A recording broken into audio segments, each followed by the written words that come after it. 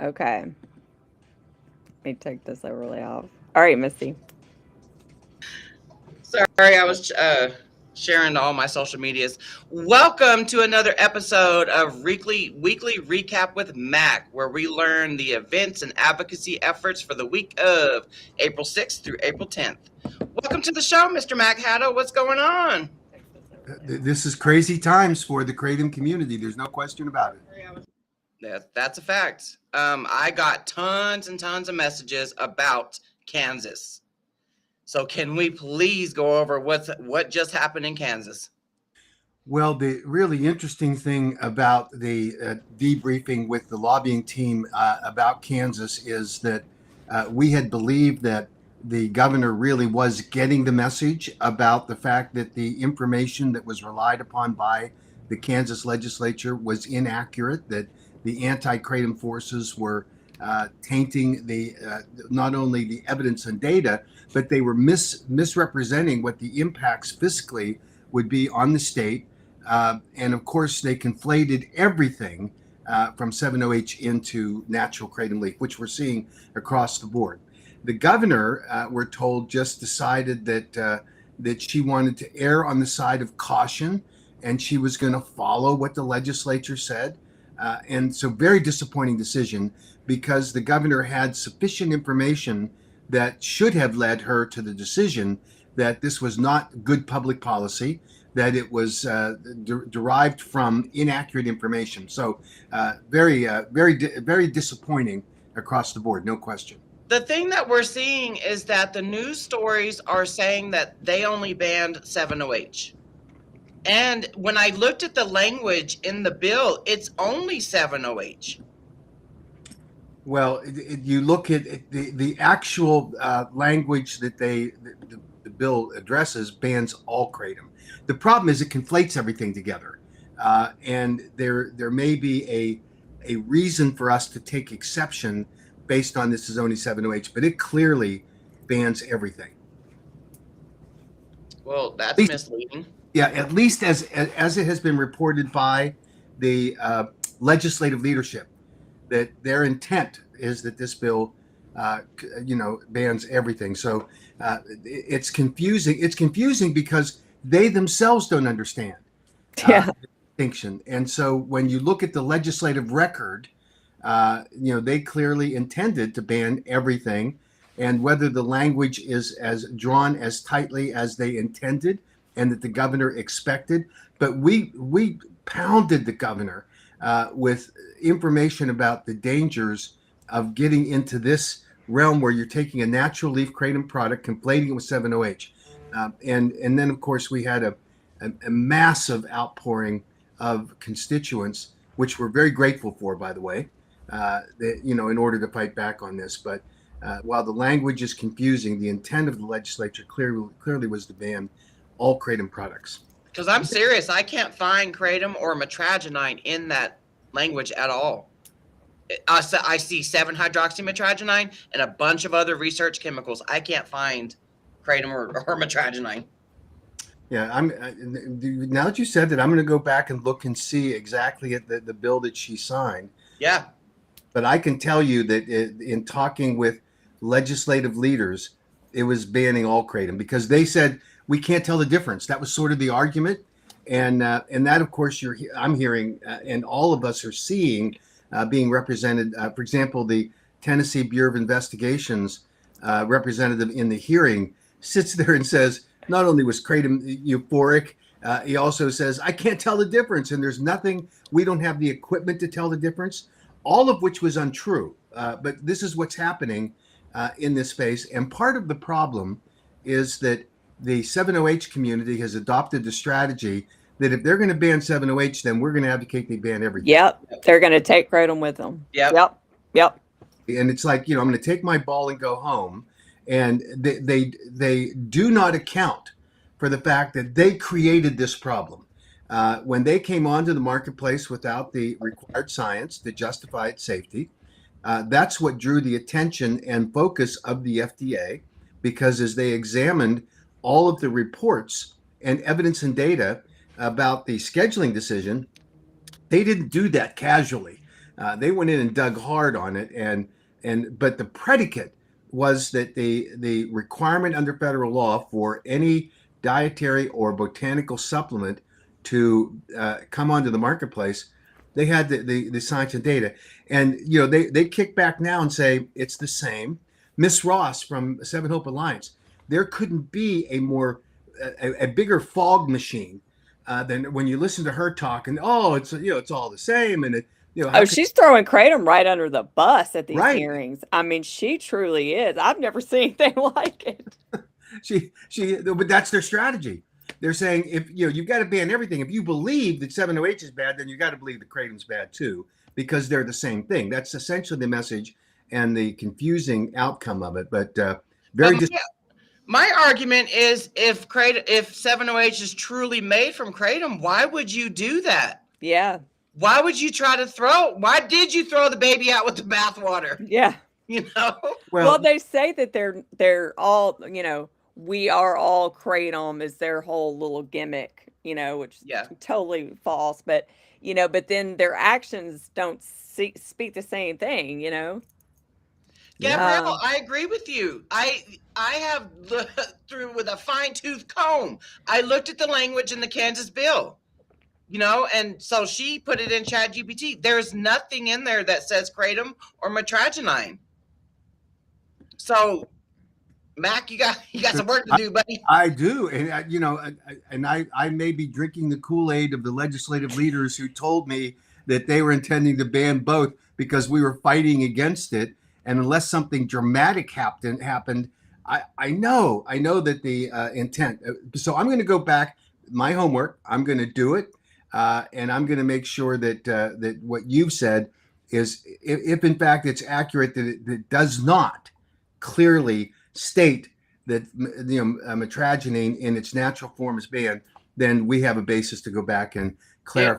It truly doesn't, Mac. And the fact that I read the governor's press release, I understand her part of Kratom, but this right here, her little statement of Kratom and the FDA stuff, but it's like that she herself is confusing it because in the language, it's not in the language. Yeah, well, you've given me some hope. I hope that you're absolutely right. And now here's another one. Like I said, I woke up to a flurry of messages today and last night as well, about it does not say it in the Kansas language. And Tiffany just said the same thing. Okay, I'm good. And Jeff, your question about Tennessee, it probably will go. It's supposed to go to the Senate floor next. It'll probably go, I'd say this week sometime. And then, if it passes Senate, then it'll go to the governor. Sure. And here's the really disappointing part of the Tennessee bill. We all know that the predicate for it with Matthew Davenport is that his death was not properly attributable by any medical professional in the planet, except for a biased person who wants to just feed into the narrative of anti-Kratom. The bottom line is that kid did not die of a Kratom overdose, nor did Kratom contribute to his death. It was a toxic dose of Benadryl that was in his system. And there's no way he could have accidentally ingested that. He had to, it's the addict kind of response when you get into whatever his mental health situation was.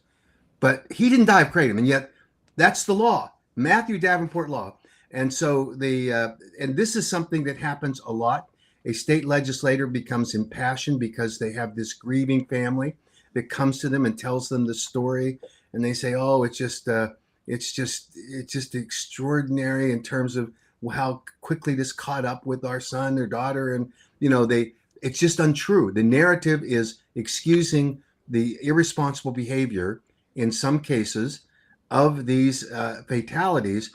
And of course, there's underlying health conditions that have to be considered, and polydrug use. Right. And well, and a lot of these people that pass, I mean, they haven't lived very healthy lifestyles. I mean, let's be honest. I mean, I'm not saying I live the healthiest lifestyle either, but there's just a lot of things that need to be taken into consideration. Like, you just can't say Kratom killed my kid, grown-up kid. I'm going to take my best guess is Okay, so he was an alcoholic living in a sober home. Mhm. No, Benadryl would be the next option to try to get the feeling of being on alcohol. Just like alcoholics will substitute with mouthwash, Hand sanitizer. Yeah, hand yeah. sanitizer, and stuff like that. My guess is that he was substituting. You He know, could I think he was either doing that, he was either trying to get some type of feeling with Benadryl, or maybe he couldn't sleep and he was just trying to, like, I don't know.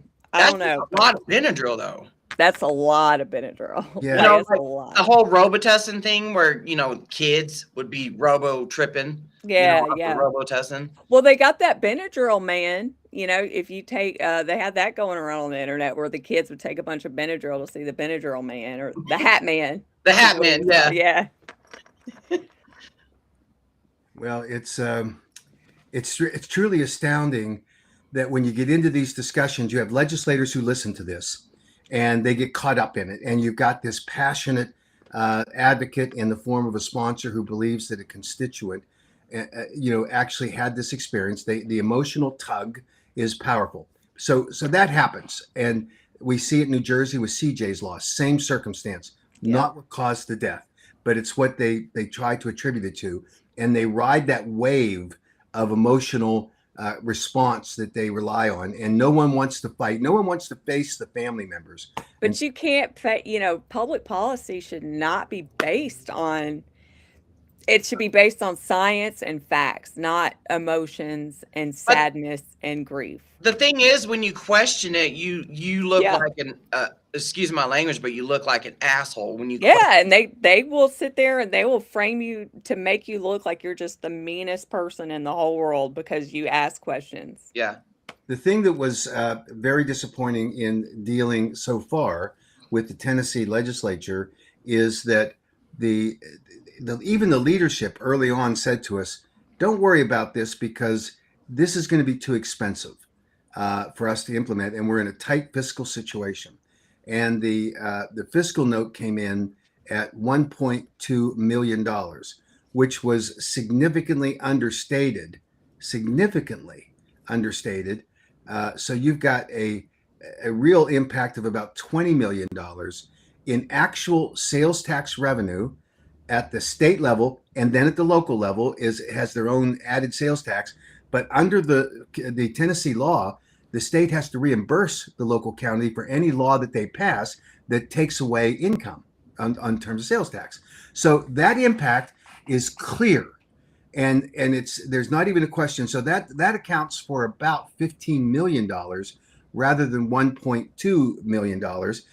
And then the expense side of it, which is the incarceration, prosecution, and all of that's another $5 million on top of it. Now, here's where the real thing went off the rails, because they used SAMHSA's data, which is the Substance Abuse Mental Health Administration data about kratom use, which SAMHSA has itself admitted is defective because it only surveys drug addicts. It completely eliminates a vast majority of kratom consumers who are recreational users, in the sense that they use it like a cup of coffee. Coffee is a recreational use of caffeine, Yeah. the most widely used drug in the world. So you have the coffee / kratom drinkers that use it for the increased focus and energy. Then you have another third of the kratom population that are using kratom because it helps them feel better. It's a mood elevator, fights off anxiety, and it's a botanical wellness drug. That's what it is. I'm sorry, supplement. I was gonna say, Mac, what? It is a botanical wellness natural supplement, and they excluded all of those people, all of the real lives that are impacted in this. So when they do that, it is the obligation of a state legislator to simply say, "I want the truth. I want to know what the true fiscal impact is." But the sponsor didn't want any revision of the fiscal note based on real data. And in fact, she said, and of course, we've all seen the testimony of the sponsor and her surrogate in the House Finance Committee, or I'm sorry, the Senate Finance Committee, which was bizarre because it was completely inaccurate. I'm not going to say she lied. I don't think she knew any better, any more than the TBI guy did. But when you have that kind of messaging that goes out, and they say, we don't want to know, it's not important what the fiscal note is, but the governor funded it at $1.2 million. That's the amount of money that's going to be available under this bill. And when the local governments see the revenue loss, and when the state government reports on the revenue loss, this could have been avoided if they had simply said to the fiscal analyst, we want you to use data that is verifiable rather than SAMHSA's data. And of course, that's available in Dr. Oliver Grundmann's and his colleagues who did the Kratom Prevalence Survey, peer-reviewed and published. So it's legitimate. It's not like that I said or you said. This is something that can be verified, and they have a document. So at the very least, they should have provided an alternative fiscal note that would have allowed for a legislator to say, hey, do I want to invest this kind of money into this program to satisfy one member who, by their characterization, is she never asks, Esther never asks for anything. And so we want to help her out with this because this is important to her. Well, and it's telling, like, you can tell that's the vibe you get when you're sitting in these hearings. Like, they didn't even ask anything at the second Senate Finance Committee, like, except for, this is making people, this is giving, possession Class A misdemeanor. And Gardenshire, he didn't even know. He said felony. Right. Like, there's no, it's blowing my mind. Wouldn't there be, like, on the bill, would there not be, like, enforcement included? There's not anybody listed on who's going to be enforcing this. There's not any, I feel like there's just no structure. Like, there's just, like, it's a piece of paper. Well, it's smoke and mirrors. Yeah, well, any ban that you have falls to the regular law enforcement agencies that do this. So TBI will be doing this. The local police will be doing it. And they'll be going into shops to see if they're selling it. If you are caught, just like we see in Alabama, and do not let me leave without telling you some good news about Alabama. But if you get caught in Alabama, what happens? You get nailed with a drug charge that could put you behind jail for 10 years to life. And we've all seen that with Shayna. So this is a mess. But that's what will happen in Tennessee. You have the same kind of enforcement mechanism that is that gets you into a very bad position because you have clearly uninformed TBI agents. Yes, don't know their rear ends from a hole in the ground. I mean, this is craziness. And then I'm embarrassed. I'm embarrassed for my state. Like, honestly, I'm embarrassed to say that I'm born and raised in Tennessee. Now I used to be so proud to say that, that I'm a proud Tennessean, and it's like seeing what Jen and everybody, all the Tennessee residents are going through. This is shameful.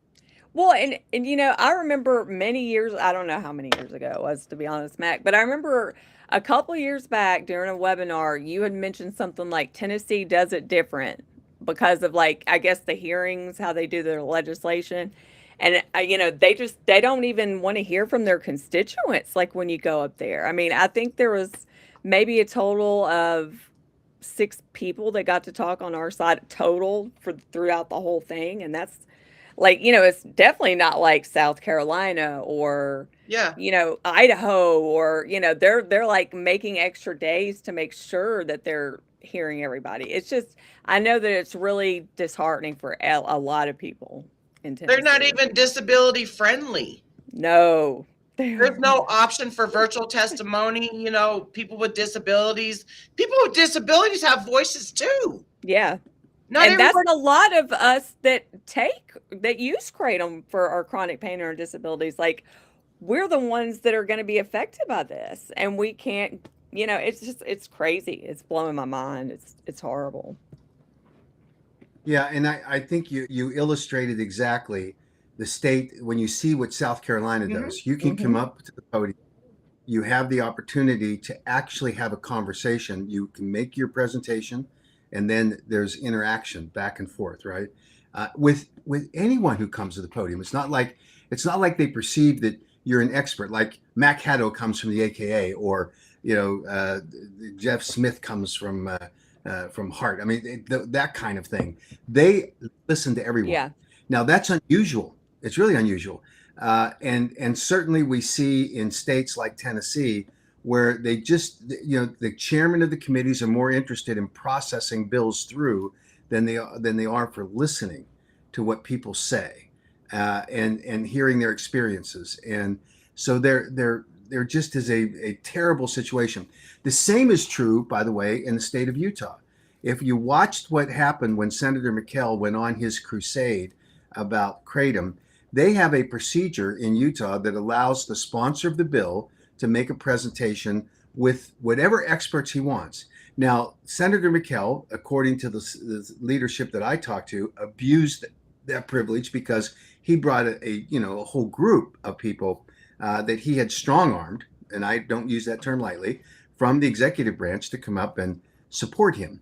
And when you listen carefully to what they said, it really didn't support him. But then he mischaracterized. And I'll give you an illustration of probably the worst situation. He's sitting testifying before the House Interim Health Committee, and he's got his parade of so-called experts. And during the testimony, he says, and I want you to know that you don't have to listen to the Kratom industry representatives because they paid for these studies. And Representative Chavez asked him, well, what about this study? And he said, without hesitation, that was paid for by industry, right? Now, there obviously was some appropriate skepticism to that. So at the end of his testimony, he dramatically holds up his phone. I wish I had my phone. What did I do with it? He holds up his phone as if to say, oh, here's credibility. He said, I have just texted Representative Chavez to reaffirm to her that I have confirmed, and my phone's accurate, right? I have confirmed that was funded by industry. It was funded by the FDA. He flat out lied. So when you get into the regular session, not the interim committees, regular session, same protocol, he gets to put on 25 to 30 minutes of testimony, and then I get 1 minute, 5, and then they cut it off because the chairs want out. They want out of these meetings. They're in a crunch. They've got hundreds of bills and they're trying to get through it. And I'm seeing that, unfortunately, replicated across the country. We see more and more of these kinds of things that are going on where the legislatures really are not listening to their constituents. And it tells me that we have a challenge ahead of us to find out how to more effectively communicate prior to the legislative sessions coming into play with legislators, to inoculate them with good information and to fight off the germs, which are the bad Kratom information. And we need to— more like cancer. Yeah, exactly. And that's you're right. The analogy is more appropriate to be cancer. So this is what happens when we get into these battles, and then you have the well-funded anti-Kratom machine that is growing every day. And you get into these ridiculous circumstances where you've got people like Dean Francis in Virginia, and he will make claims about, oh, well, my son was addicted and had to go into this serious substance abuse treatment program. There's never been a full accounting of what exactly his son was on. And I've just been on this week on LinkedIn with him, and the son's agreed to go on a podcast with me or a webinar. Oh. The question is, who's going to sponsor it, and what the rules will be. I said, I don't need any rules. Let's just have an honest conversation, just the two of us. And he actually agreed to that. Wow. By the way. Okay. And, so maybe we'll see a breakthrough so we can have an honest conversation rather than the commando keyboard attacks that his dad engages in. He's good at regularly. that. Yeah, it really is. And it's really too bad. So there's no perfect solution to this because every legislature's different, but more and more getting into this, let's just get through. New York's terrible. Utah's becoming terrible. South Carolina is fabulously good. You see it happen in Georgia, the same kind of thing. Sponsor gets a long time. The people. Although I have to say that the chair of the committee in Georgia, and that's another one we should talk about before we leave, was actually very good. He he limited time, but he allowed for the questions to come out. And so I think that's important. He's always been really good. I really got good vibes from him. I don't know why, but he reminds me of like the actor Matthew McConaughey, you know? Yeah. I don't know, but he's always been really good. Yeah, and I think that the bottom line is for the future, as we continue through this legislative session this year, and we'll have to deal with what the landscape is.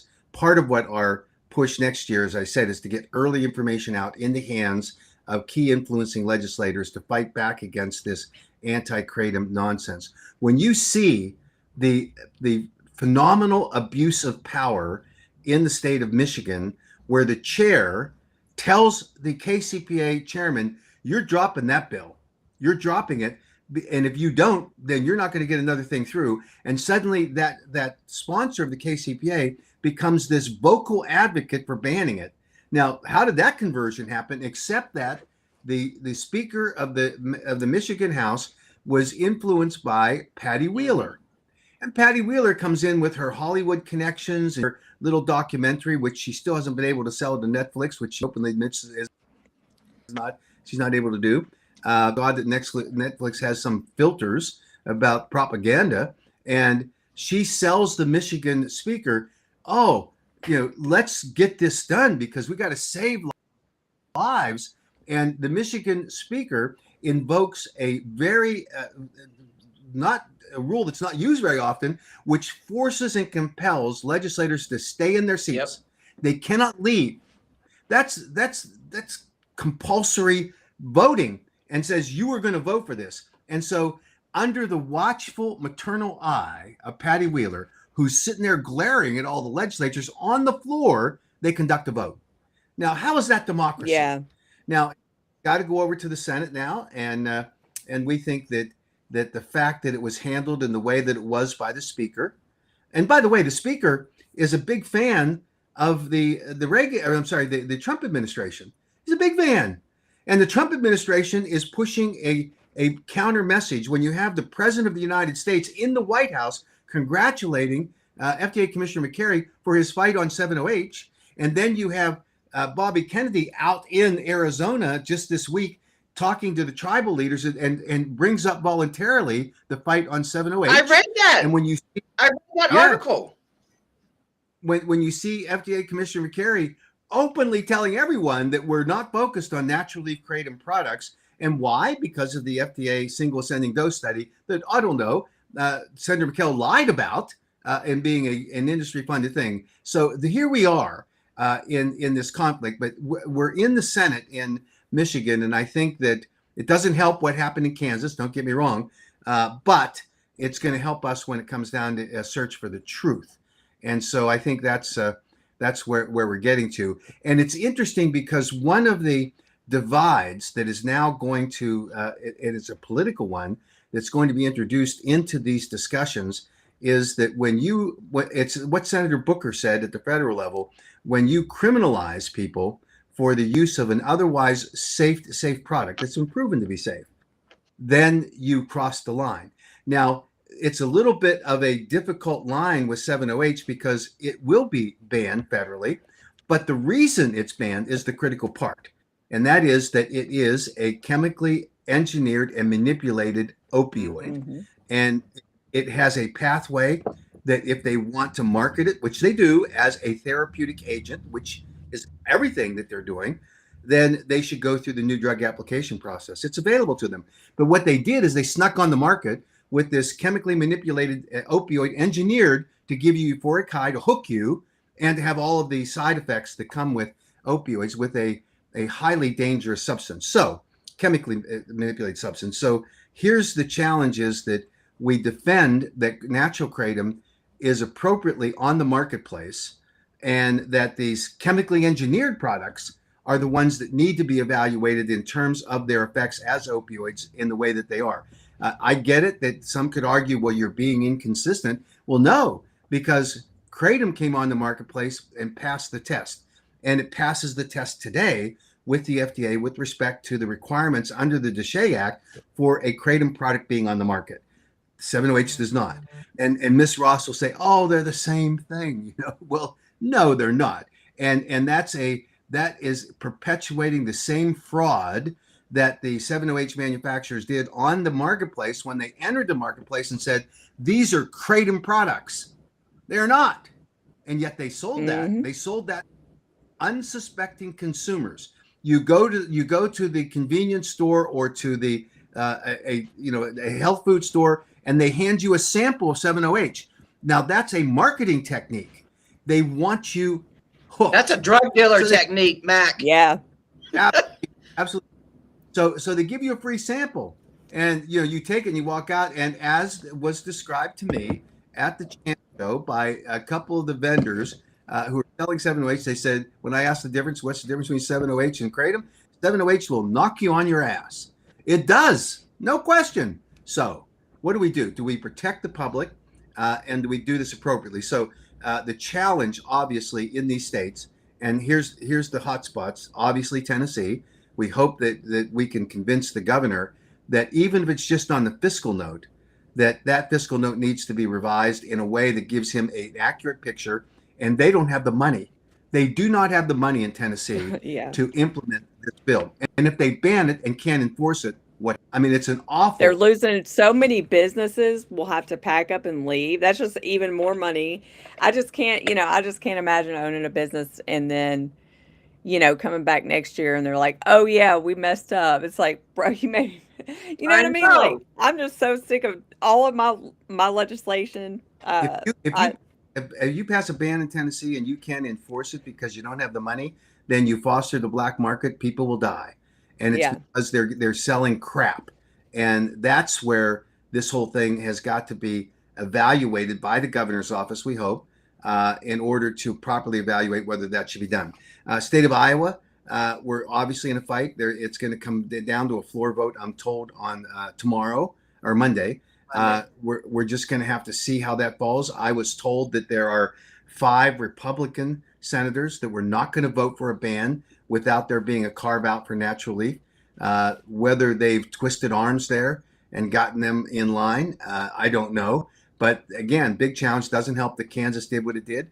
And we've got obviously some of these other states they're also percolating. Ohio, confusing as that state is, they're conflating it all together too, as though it's one thing. So big challenges, and I can tell you this, and this to me, this is the bottom line. We faced the enemy in 2016, which was the FDA making a recommendation to the DEA.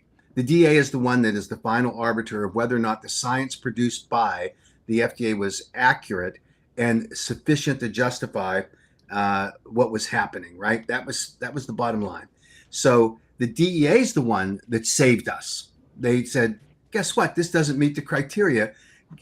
Even under the emergency power section, which is more relaxed than the 8 factors for a permanent ban. So they said no. And then 2 years later, it was, of course, HHS Assistant Secretary for Health, Dr. Giroir, who said no. In fact, he called it embarrassingly poor evidence and data. The FDA at the time was running their railroad because they had years of frustration with having to deal with the DSHEA Act, and Kratom just became the patsy to try to ban it. Now, see what's happening today.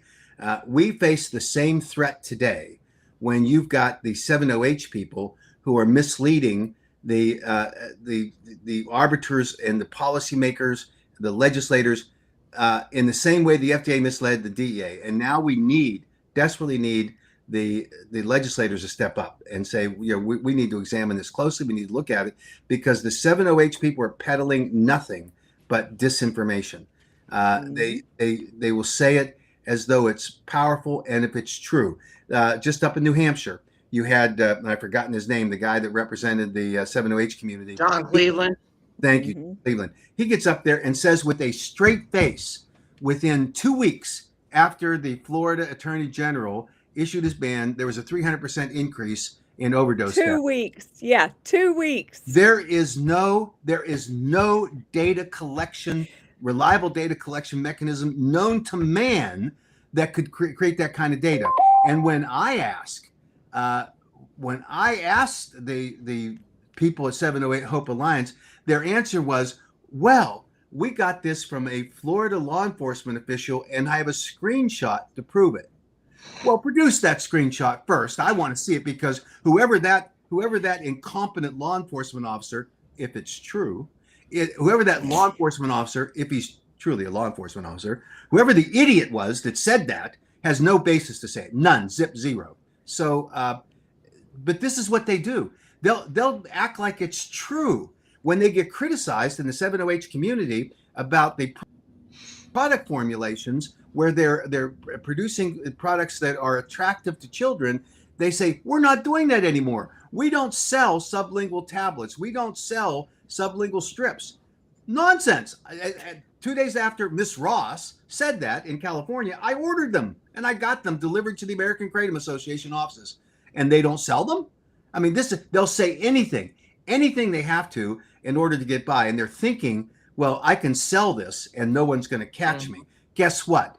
It's easy to catch liars. And I'm telling you that when they peddle this nonsense and when they try to make people believe it, they have a duty, absolute duty, to tell the truth.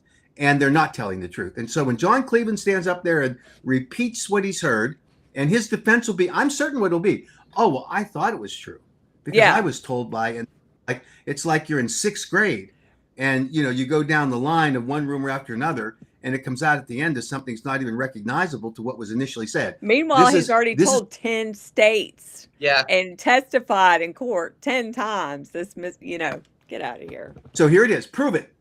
Enough of this. In fact, now that I've said this, I'm gonna challenge him publicly to prove that data. Let's see the data that says that what you said to a legislature. If a lobbyist did that, they would lock them up, by the way. If you're a registered lobbyist in states, you are not, in most states, there's laws that say you are not allowed to lie. You're not allowed to lie to a legislature, or you'll be penalized criminally, right? Now, I don't think he's a registered lobbyist there. He testified as an advocate.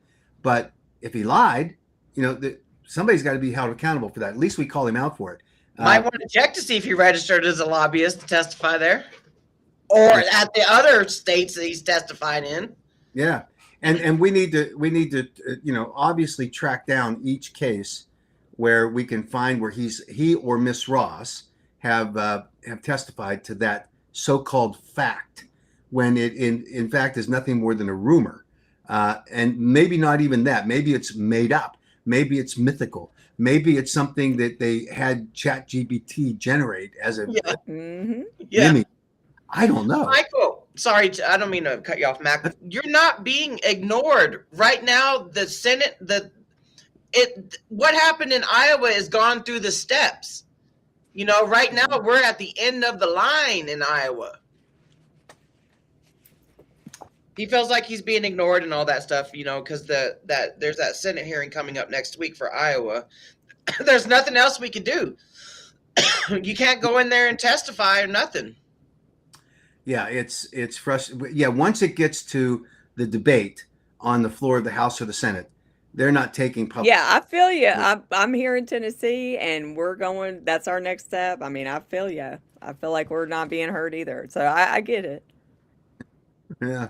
And it's legitimate. The appropriate places to be heard are in the committees where they're ignoring us there, rushing things through, and just trying to get, they're trusting their colleagues instead of listening to their constituents. And if their colleague is wrong, has been misled, and however grounded they may feel justified, doesn't mean they're right.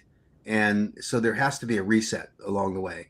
And I think that what Shannon just said is absolutely right. We need to call them out. That's what I said earlier. We need to develop a education campaign that inoculates them against this nonsense that the anti-kratom community is generating right now. In the 708 community. I love how you always challenge them, or you challenge a lot of people to, hey, come on, let's get on a webinar. Let's do this. And they don't show up. No. Well, and the perfect example of that, and I don't mean, I'm going to say something now that some people in the form of Madeline Sklar says, and I'm trying to be funny. She said, do you think it's because we're women? a Kratom Gals podcast. If you criticize the Kratom Gals, and by the way, it's 7OH Gals, really. When you criticize the 7OH Gals, could it be because we're women? Well, tell that story to Vince Sanders, and tell that story to Smith from Hart, and tell that to Jonathan Miller, and tell that to Scott Gottlieb. I'll go after anyone, and I don't care about the gender. You tell a lie, or you misrepresent the facts, or you distort the facts beyond recognition, I'm going to call you out. And that's You're going after dudes in the Kratom community. You've challenged them to a webinar. Well, just invite, open platform to talk. You know what I'm saying? Did. You've invited plenty of people. I invited Madeline Sklar and each one of the 7OH Gals, every one of them, to come on an open webinar and let's just answer questions together. I won't run it. Let's just let the people ask the questions, and let's let the truth come out. And Madeline Sklar said, and she said, it's not her place to show the emails. But if she could show the emails, she would be able to show that it wasn't what I was saying. She claimed that I bullied her. Now I'm going to show those emails because it is my place. And I'm going to put out a video that describes this in detail. But the more important, and I think that what needs to be addressed with the 7OH Gals issue is complex, but it's part of the real problem. And that is that who was the cartoonist that said that we've met the enemy and they're us? Each one of those Kratom Gals, it was the Pogo comic strip. Each one of those 7OH Gals sits there and says, I'm just not going to tell people that they can't use 7OH. I don't use it personally. Some do, by the way. But Madeline says, I don't use it personally, and I'm not advocating for it, but I'm not going to tell anyone. I'm not going to tell anyone that they can't use something that's benefiting them, right? That is the pathway to a Kratom ban. Because if you tell someone that they can use fentanyl, if you tell someone they can use heroin, you tell them they can use methadone irresponsibly, when that's the view they're expressing, I'm not going to tell. We had a co-host on here right now every week that was on fentanyl or crystal meth or whatever. That's pretty much advocating for something. I mean, you're not. And when, like I said before, what they're not realizing or recognizing or just don't care, the 7OH is why you are doing a live stream to show the news stories and such. Right. 7OH is the reason why us advocates are sending hundreds of emails every week and attending hundreds of hearings. Right. Well, wait a minute. How can you claim that? How can you claim that those people that showed up in South Carolina who were fabulous, how can you that the people that showed up in New Hampshire who were great, how can you claim that there are people that are emailing and sending in and showing up? How can you say that you're doing that when you have Robin Graham from the BAE who's saying the problem is nobody's showing up. The problem is that that we're just not speaking up for it. And that's why you need to support the BAE and she points her finger on the video and says, get off your butts. The woman who had seven opportunities in the state that she lives in to show up, get off her butt. And two of them didn't have to get off her butt, just show up on a camera because they're virtual hearings. And she's not there. And yet she criticizes the Kratom community for not being active enough. And that's just plainly a hustle to join the BAE. Obviously, the AK's not doing it, or the Kratom Gals, we're the only ones who are defending it, and on and on. This is nonsense. And yet she says with a straight face that that's done. Now, here's the interesting thing. One of their board members just emailed me yesterday and asked me to talk to a couple of advocates in 2 states because they need help and direction on how to advocate effectively at upcoming hearings. And I pointed out to her, I said, this is interesting. You're a board member of BAE. Why wouldn't you be talking to Robin? Because she's the great motivator, right? She's the one telling people to get off their butts. Why are you contacting me?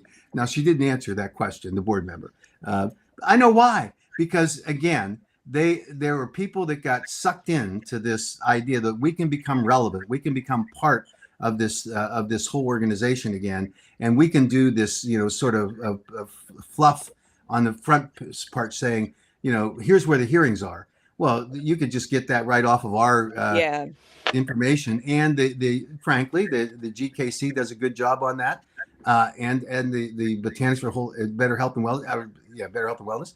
Yeah, I mean, so you're pirating that information, and then you're putting it out as though you're the great the benefactor to everybody, but you're not showing up yourselves. And so I don't know. That to me, the reason I get extremely frustrated with that is that they are dividing the community when they say that we're not going to take a stand. And Robin Graham, by the way, said, well, we're not for 7OH, but we're not going to be against it. Well, how can you exist in this community when the threat from 7OH is driving all of these bans? There's no one with a straight face, with any credibility, can say that, oh, these are just organic issues. This is being marketed by the 7OH community. It's dividing this community, and it's accounting for all of these ban bills. And there was an article that just came out from some medical group that said the reason that you're seeing all these things is because 7OH is on the marketplace, and that it's obviously creating this controversy. And it is, in my judgment, the biggest threat that we've experienced since 2016. And we're in the middle of it, and it's a self-inflicted wound because we mamby-pamby groups like the 7OH gals and say, oh, it's okay. You can advocate for being free-minded and let people use whatever they want. Well, no, you let people use whatever they want if they purport to be a dietary supplement, then follow the rules under DSHEA. If they purport to be a drug, then file your NDA. They aren't going to do that because they don't want to have to be accountable for the money that's associated with that. And when they get these people that stand up and act as though they're experts, I heard Ms. Ross say in one of these hearings that she was the most experienced 7OH researcher in the country, and that she was the expert, the 7OH expert. Well, I'm sorry. Show me the number of peer-reviewed published articles that you have authored. Show me those. Compare that to Marilyn Eustace. Compare that to Sybil Swift. Compare that to Jack Henningfield. I mean, give me a break. And yet she'll sell that. And she says it. That particular instance was before the Kansas City Council, and I almost wanted to barf when I heard it. It was unbelievable that she would make that statement. She's so full of herself in this, and in my opinion, she was misleading everybody because she was taking on this self-anointed, I'm the expert on these issues. So that's pretty unfortunate. Can you tell Michael what he can do for Iowa, please? So I think after Monday, assuming that the bill passes, and I don't think that's a given assumption yet, we're going to work the governor's office, and we're just going to make the case as best we can, and we're already preparing for that in order to get this done. So I think that's our challenge at this point. So Iowa's just like Tennessee, where there's one more step to go before it goes to the governor, right? Whether they sign it or veto it. If that's the case, I mean, the only thing you can do is go talk to every senator, or get up there and. That's the only thing you do. Just need to get between now and Monday, whenever they get to it, we just hammer those senators. We've got our campaigns out there. We're doing the very best we can to make sure that they hear us and that they know exactly what they're doing. And if you're just emailing, I know in Tennessee, it seems like they're not even reading emails. Like, you have to be face to face. I'm hearing that echo. Do you hear an echo, Misty? No. Okay. I remember we were talking about the echo. I know. I don't know why it started echoing before, like last time. So I don't know. I don't hear it. Hold on. Let me fix we need to, if it's my fault, I apologize. I don't know what it is. We still clip up the videos just fine, though. Okay, so what was going on? So tell us about Alabama.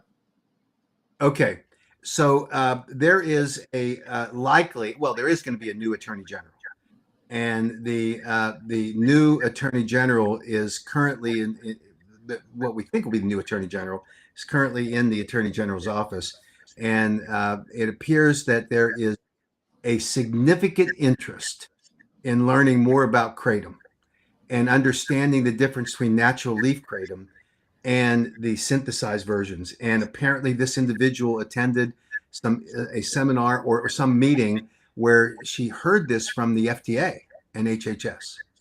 And she is very, very interested in talking to us about what those differences are and what the next steps for Alabama. So great platform for us to move forward to get Alabama to fix what never should have been done in the first place.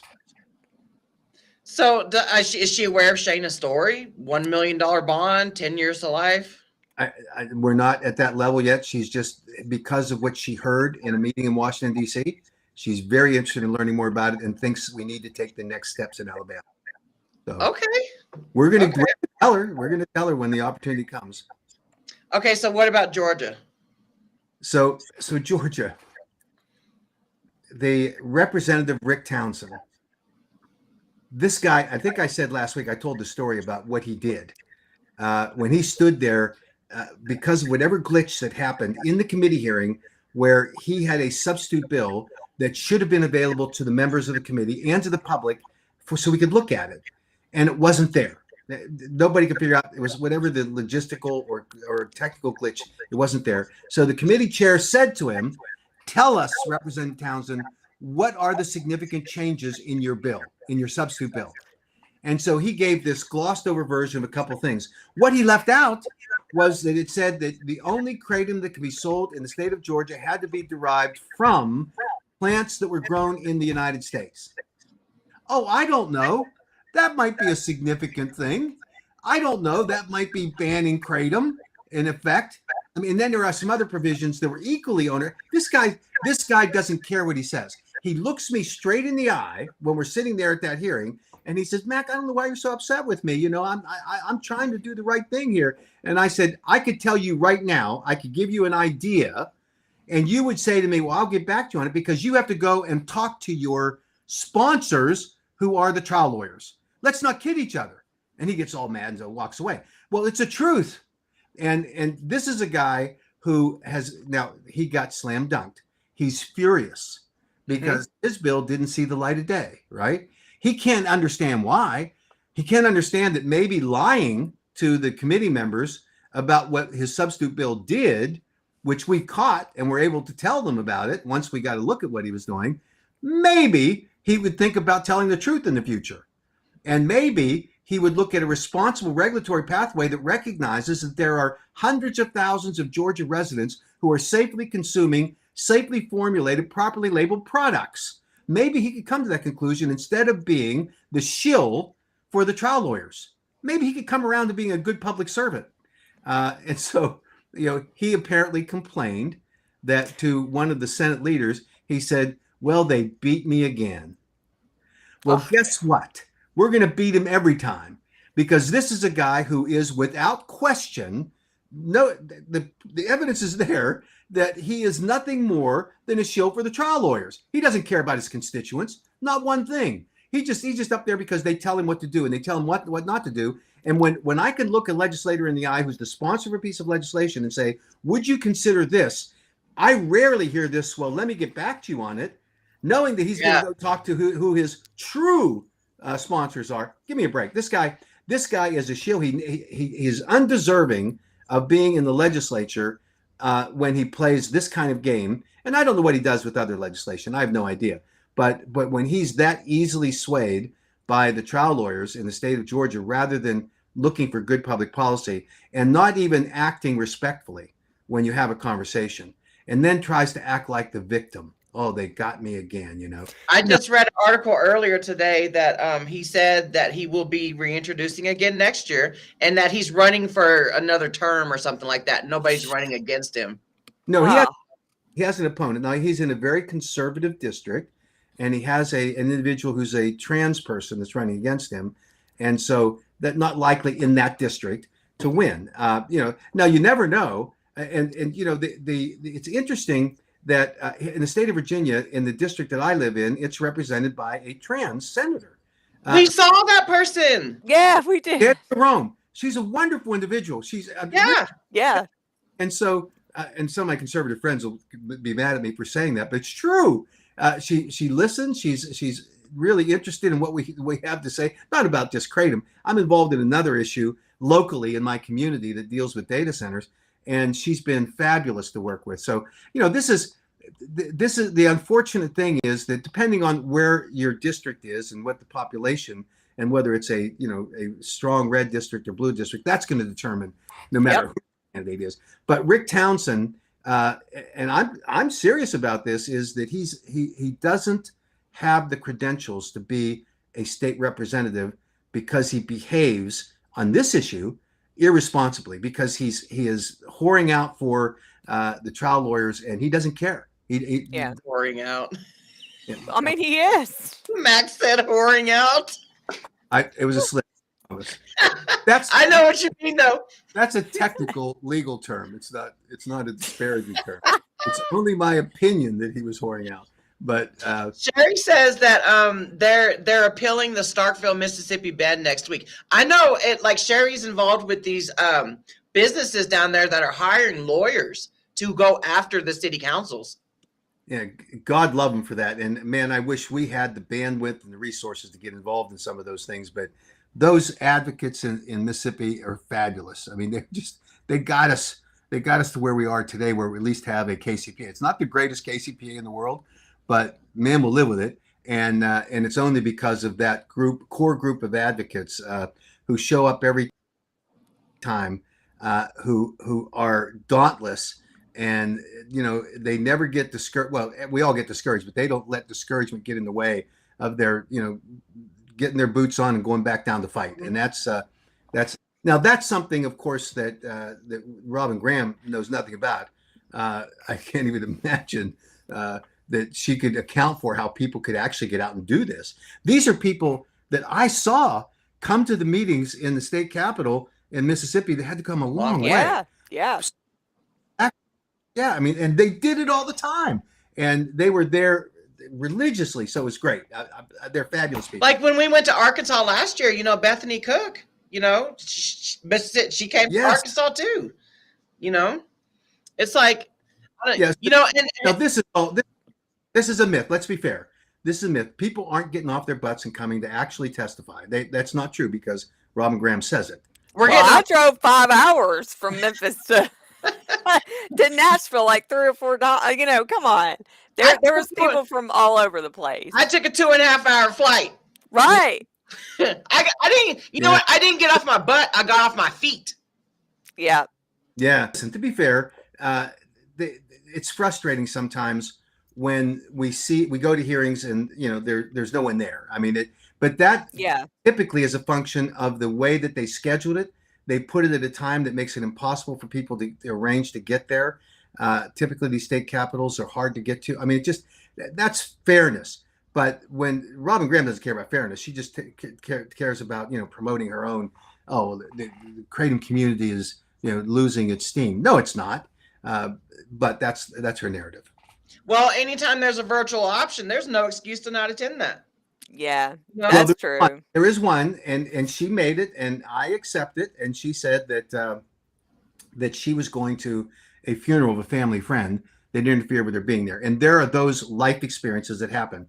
But she has a board of 6 or 7 people or whatever it is, and she has this army of advocates. One of them could have come or called in. Didn't happen. So can we get an update about what people can do for? I saw the comment. The Nevada. Wait, first of all, wait, hold on, Mac. I want to read a comment that I saw on my timeline on X last night from Miss Michelle Ross. She says the Nevada KCPA doesn't have a 2% cap. It actually states semi-synthetic alkaloids are legal. Mac has been lying to you all about his position on 7-OH. I lived in Las Vegas for years. What does the Nevada KCPA say? So the strengthened KCPA that was vetoed by the current Governor Lombardo, would have increased the definitions so that we would have that. But the current KCPA that's in effect right now does ban their 7-OH products. Now she can call me a liar all she wants. And that I will treat it just as her opinion, just as it is my opinion that she will say and do anything that's necessary before a group, because she is self-anointed the most expert 7-OH researcher in the world, maybe the universe. Maybe we should send her up on the next moon landing thing so that she can claim that she's the expert in the universe. This is a woman who say anything. Now, when I first met her, it was probably in 2000, I'm guessing 2020, 21, at a Champ Show event that we had a luncheon, and she sat down next to me, and she introduces herself, and she hands me her book, which says Kratom is Medicine, right? And I don't know her from Adam, and I looked at it, and I don't like that messaging, because that sends the message that this is a drug. And so I politely told her I was not a fan of the messaging. She offered to give me her book, and she was going to sign it. She pulled out her pen to sign it, and she asked me how she should address it. And I said, I don't want your book because I don't believe in the messaging. Now, I earned her enmity at that point, right? Because I wasn't going to fawn all over her. I wasn't going to buy into her message. This is just, I'm looking at this woman thinking, and she got very aggressive with me. And I know that's unusual for her, in trying to make her pitch. And I said at the end, I'm sorry, I'm not going to do this. And so we're not on the same message line. And she got ticked off and walked out, which was great because the guy that she displaced to sit next to me got to come back and sit next to me. So from that point, Miss Ross has been promoting this message, the anti-kratom message, in my opinion, because it limits the discussion only to therapeutic uses of kratom. And I'm a believer, but there's a interesting line that's drawn by federal law. A manufacturer cannot make a therapeutic claim that's associated with a kratom product. And so that is the ban that comes federally on a manufacturer. And there's case law all over the place that you can't do that. We at the AK have turned over more than 130 companies that make illegal therapeutic claims or that are marking 7-OH as kratom when they shouldn't be. And the FDA, obviously enforces against those things. So the other side of that is a consumer has the right to say whatever they want to say and to make decisions about products in the way that they want to use them, and they can report those experiences. So I can say that kratom helps relieve my arthritis and my back pain because I was stupid when I was a kid and raced motorcycles, and I'm suffering from it now. I can say that. I cannot say it on the manufacturer of any kratom product or the one that I have on their website, because that manufacturer controls the website and the FDA will come after them. But I can say it anywhere else I want to say it. So there's the distinction, and it's an important one.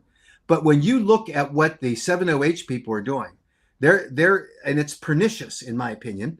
They're saying that we only want our 7-OH products to be sold in shops that do not allow anyone to come into the store that's under the age of 21, right? So you've now stigmatized anybody that is just that recreational / coffee kind of replacement consumer. Yeah.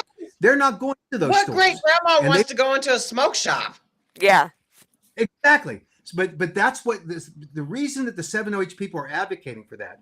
And they say, let's put it behind the counter. They actually are supporting Representative McGaugh's bill to put it behind the counter under lock and key. And they know that the only retailers that are going to do that are their smoke shops that serve their clientele, which are drug seekers, because 7-OH is a drug. Mm-hmm. And they're seeking that euphoric high that hits you because the products are engineered to bypass the first pass metabolism. So that's what they're. So they're targeting. Get you they're targeting a certain demographic of people. Right. Saying that out loud. Right. They want to promote it as this. Oh, you can use this for your chronic pain. Whatever their average person is, like 43-year-old working mom. I forgot the crap that they say.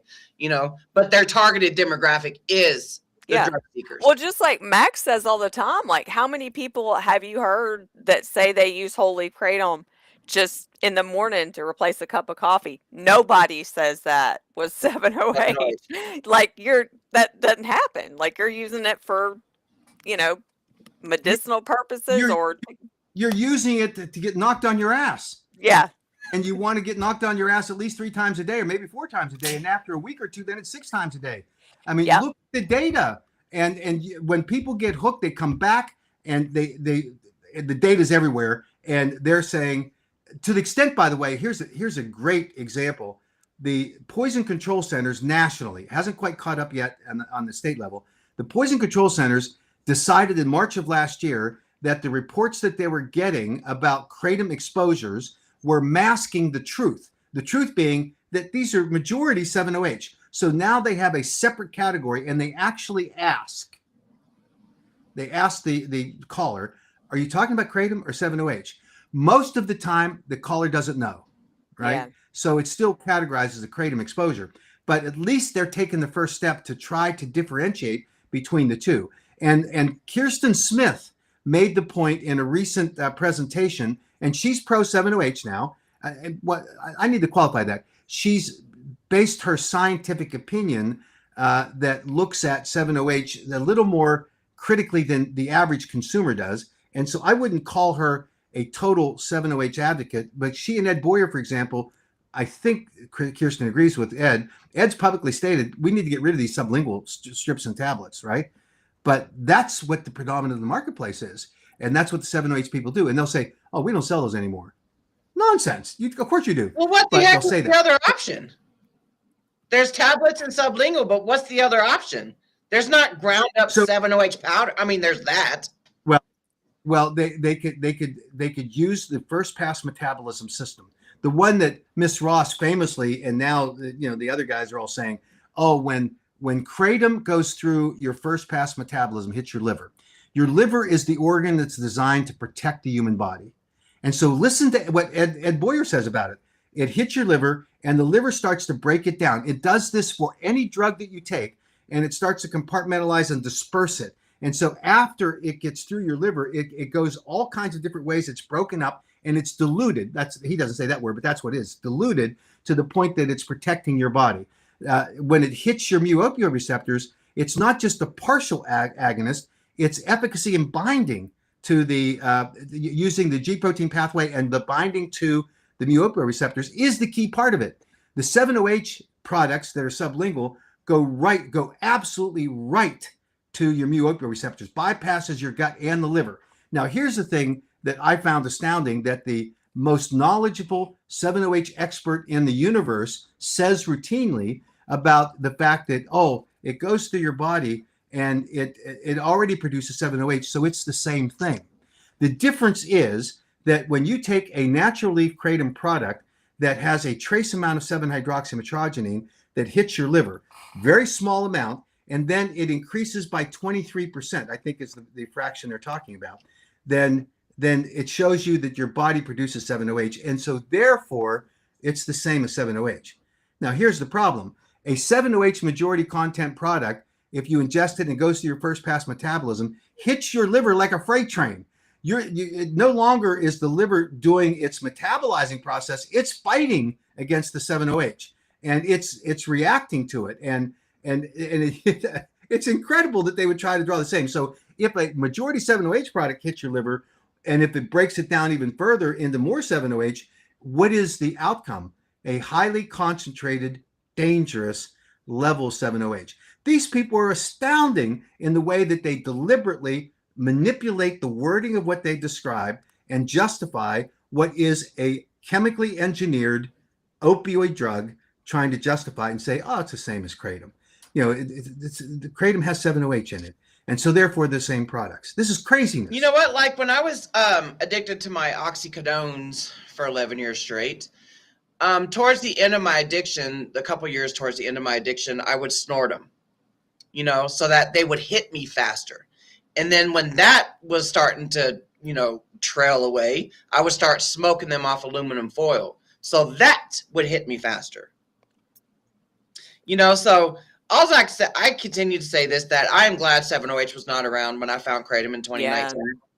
Like I found whole leaf kratom at the perfect time. And I had a perfect storm of events that happened when I found kratom. You know, I got fired from my chronic pain management doctor in April. I went to the street, started doing cocaine. I saw that documentary, A Leaf of Faith, on Netflix at the time. I went to the smoke shop the next day, bought whole leaf kratom powder, started my journey. I tried to abuse the powder. I still never found the high. Bam. And here I am almost 7 years later, you know, and I only take 1 teaspoon once a day, and I take 1 to 4 days off every week. This is coming from somebody who has an addictive personality. Right. You know? And for somebody to tell me that, oh, you'll forever be a recovering addict. You're once an addict, always an addict. I do not buy into that addiction industry tagline. Yeah. I cemented that revolving door of addiction shut, you know, because of whole leaf kratom. And then we got 7-OH masquerading around here as being a whole leaf kratom, you know, more potent form of kratom. That's how people are being lied to. They're deceived. You know, they're going to the smoke shops. They're being offered this more potent form of kratom. Here, try this. Free sample this. Free sample that.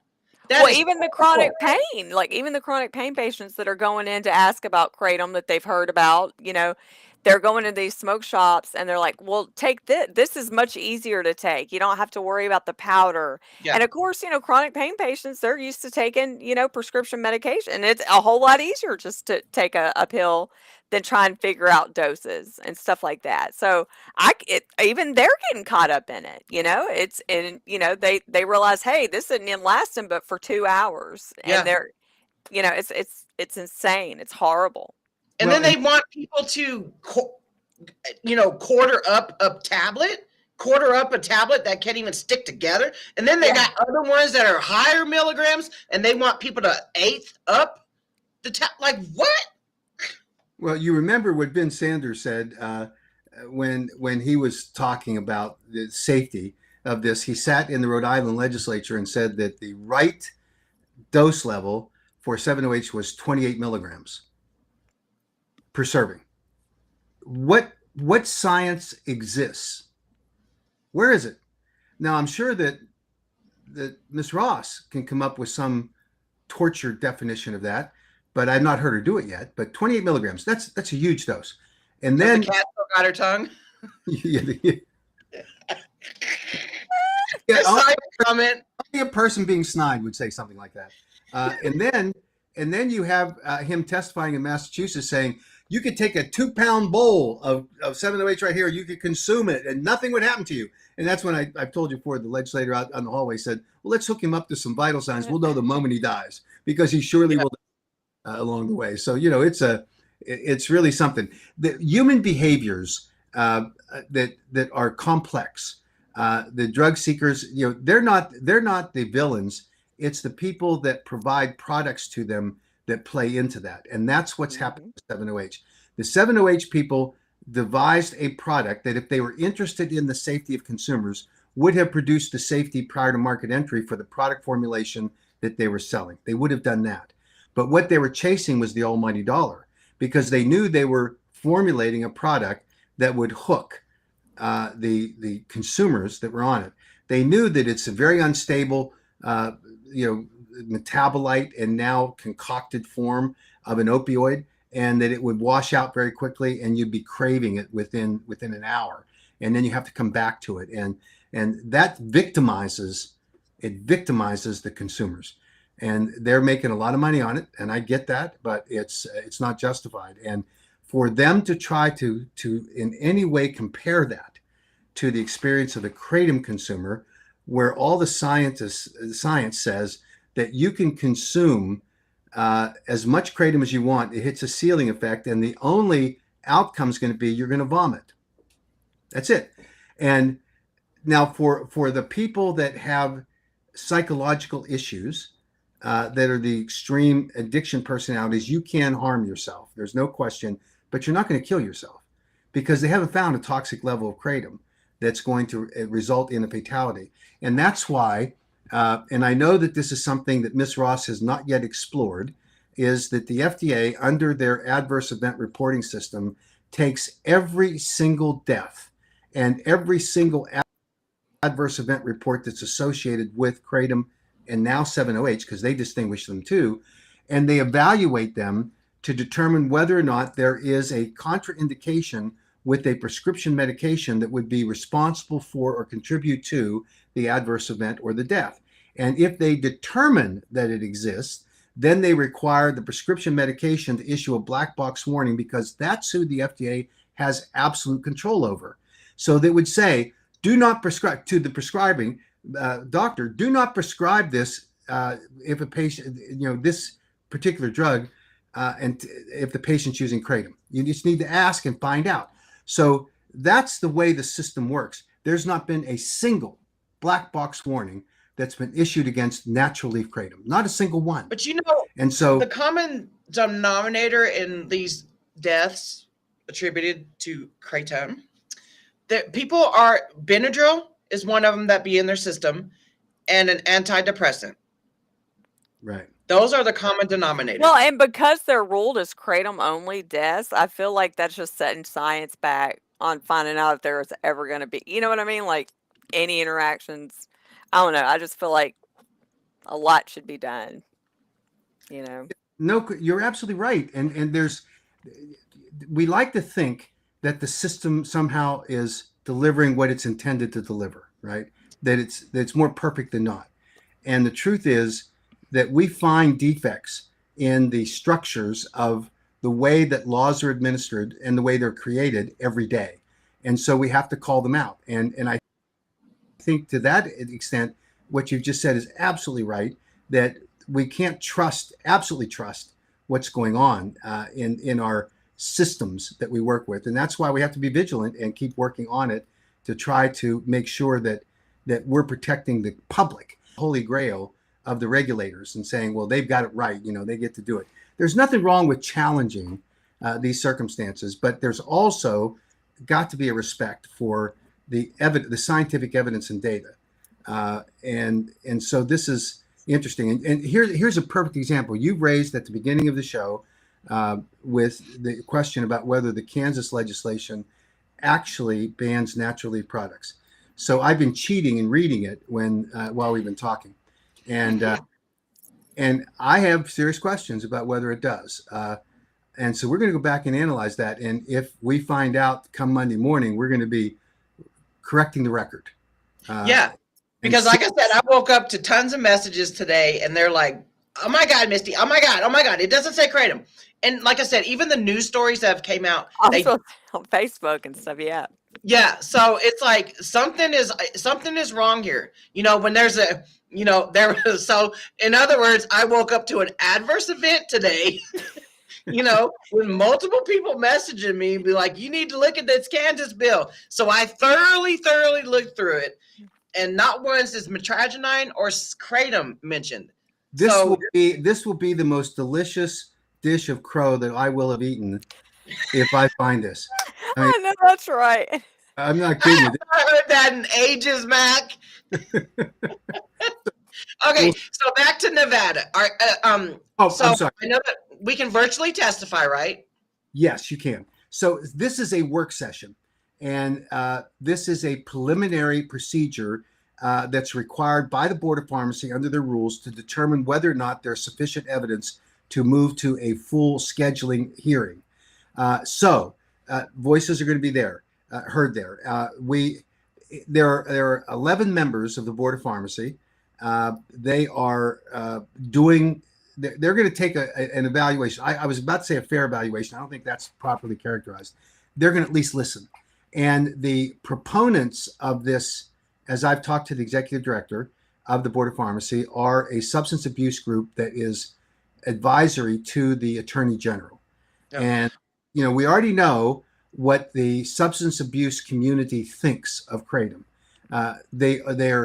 They're seeing, and I don't attribute bad motives to anyone, but the reality is that, well, I do to some people, but in this case, the reality is that there is a significant reduction in the number of clients that are seeking the kind of interventions and medical treatments that the substance abuse community is able to offer because of the better for good or not, the shrinking of the opioid population because of prescribing methodologies that are and protocols in place now.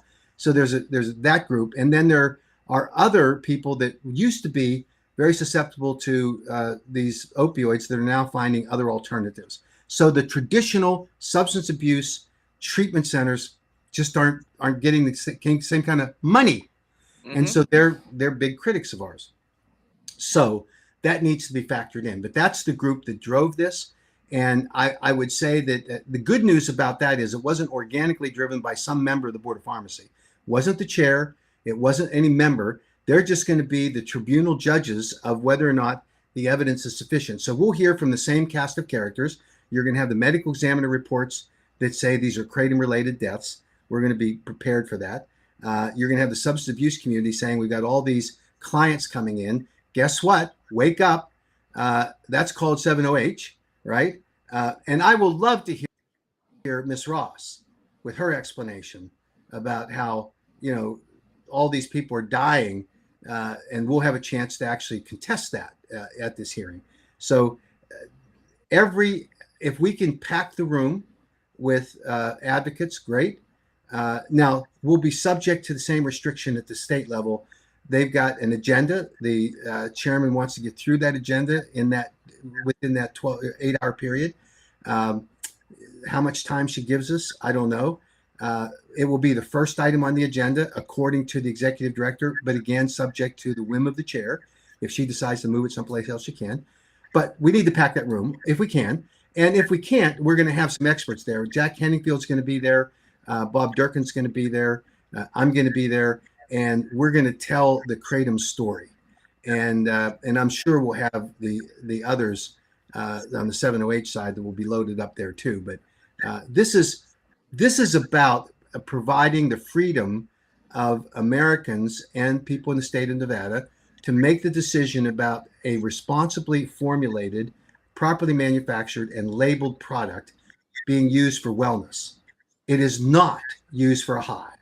It is not used to get you knocked on your ass. It's not a product that people are using in order to find a way to abuse it to be a replacement for an opioid. It is a way that you can manage acute and chronic pain at that third category of kratom consumers, and they should allow them to do so. And we hear so much about this misinformation that's trotted out there by the anti-kratom people, and now we've met the enemy and they're us by even the kratom community being divided about this. So it makes it extraordinarily difficult for us. But we're up for this battle, and we're going to fight, and we're going to make sure that we get this message out. So this will be the first step in the Nevada Board of Pharmacy process, and we've been through twice before. So this will not be new to the Board of Pharmacy. What will be new is the 7-OH component of it. Yeah.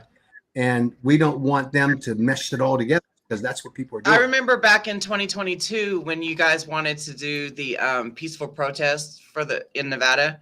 And that's the first time that I had ever asked my community for donations to go. And so at the very last second, the Nevada Board of Pharmacy canceled. And I don't have that kind of money when I buy my tickets that, I could just throw an extra $150 to be able to cancel my flight, hotel room and all that. So at the very last second, the day before my flight was supposed to go, leave, that was when the Nevada Board of Pharmacy canceled. So I was like, you know what? I'm just going to go out there. I just went out there for like a little mini vacation. Anyway, I met Marcel out there. And so, but that's the first time this was in 2022. So I remember that going on. And then I remember watching another hearing that you guys attended. There were some amazing people that testified too at that hearing in Nevada. So I will never back down from a fight. I will never back down a challenge. I will make sure that I will make time to do something advocacy wise. So I have used you as my example because I'm trying to match you as best I can and get to testify when I can. So you are my hero. Dude, you've been doing this way longer than I have. Well, and by the way, I get criticized because I'm a paid lobbyist, and absolutely right about that. when I have my lobbyist hat on, in some states I'm required to do it by law, and I have to report how much I get paid as a lobbyist and all that, and that's easy, very easy, to conflate me into just being the paid whore, So, but I'm also a consumer, and I'm also an advocate, and my advocate hat, I think, is much bigger than my lobbyist hat, and when it's convenient to criticize me, and I'm not perfect. I accept that I could be criticized in a lot of things. When you're going to criticize me, fine, but don't try to conflate all this into, well, we're justified because Mac is just this paid lobbyist and we're just these unpaid people sitting out here in the sidelines. And of course, I'm talking a little bit about the 7OH gals, but not completely, because there are other people that like to take those pot shots too. I've said it over and over again. It's not just patting people on the head or throwing them a bone. This is the truth, that we would not have the success that we've had but for the advocacy community countering the very thing that's happening right now, where you get these tear-jerking stories, people that claim they lost a loved one because of kratom. And we know that's not true, but the counter messaging is critically important, and it's listened to in many of these legislative bodies, because they hear people. They hear your story, Misty, and yours, Jen, and Laura's and Heidi's. I mean, you talk about the consumers that we have been able to amass in order to tell these powerful stories, and it has been to now sufficient. What we're facing is a highly sophisticated, well-funded anti-kratom campaign that requires us to react and to adapt. And we need to counter these messages. Sometimes they're just pure PR. And we're now developing new techniques that we're going to come back on. And part of it's going to be, what do we do during the interim sessions when these some legislatures go all year, but very few of them. But the ones that are just short-termers, we're going to be disseminating information to make sure that they're inoculated against this disinformation. So that's part of it. I would say eradicated. Yeah. Eradicated. Eradicated. Yeah. No, I'm saying that, Jen. I will say, as far as Iowa, a super fun quiz time.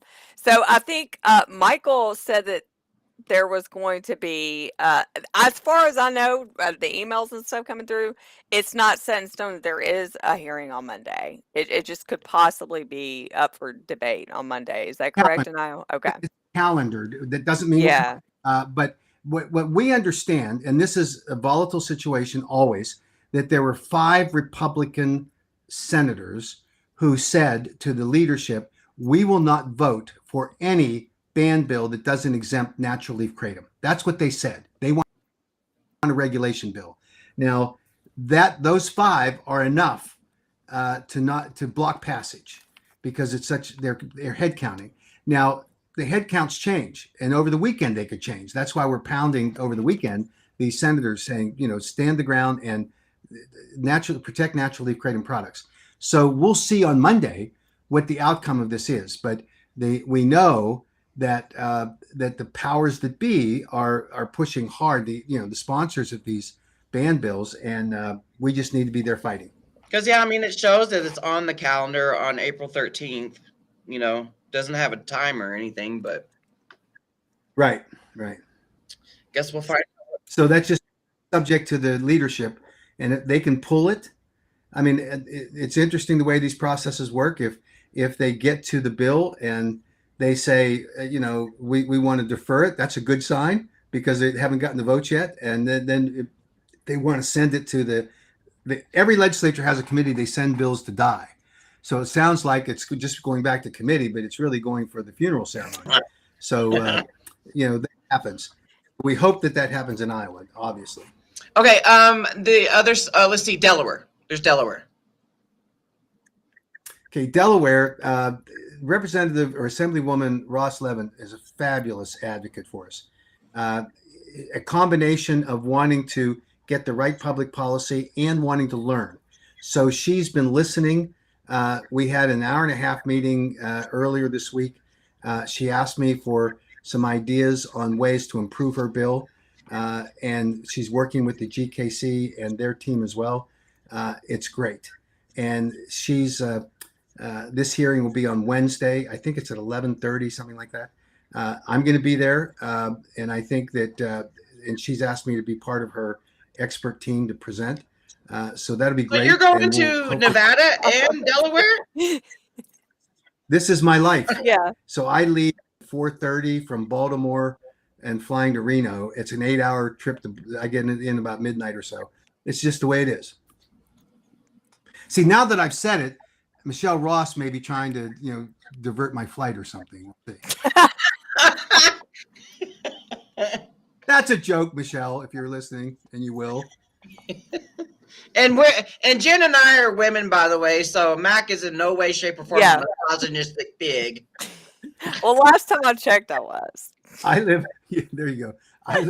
I live in my home with 6 influencer women, 4 daughters and a wife, and then I'm sorry, 5, and then I have additionally some daughter-in-laws, and I've got the majority of my 17 grandchildren are women, so I am whipsawed by the women. I just want you to know, and I certainly have no bias against women. Whether you are he, she, or them, they, it depends on how you interact with Mac. You know. So. And it's not gender-based. Yeah. Okay. Well, thank you for this live stream today. I don't know. We'll see if we do it again next Saturday. Depends on your schedule, Mac. If not, Jen and I will always, stream something. We'll show something or stream something. We're trying to keep everybody up to date with what's going on and what you can do to advocate. I mean, it's busy. This is great. You were talking about trying to find something to do on the interim, meetings. What, dude? Since last July, what we've been doing interim was because of 7OH. We've had to attend all these little wildfires that pop up everywhere. Oh, save that for the tourists, because Robin says you're not doing anything. Oh, dang it. So get off your butts and do something. Okay. Well, thank you for this live stream, and we'll see you all next Saturday. Yeah. Thank you, Mac. Thanks, everybody. Thanks for all you do. See you later. Go check the Kansas bill. I told you I cheated, and I did. And I think you're right. I'm going to go check it with our lobbyist. Get off your butt.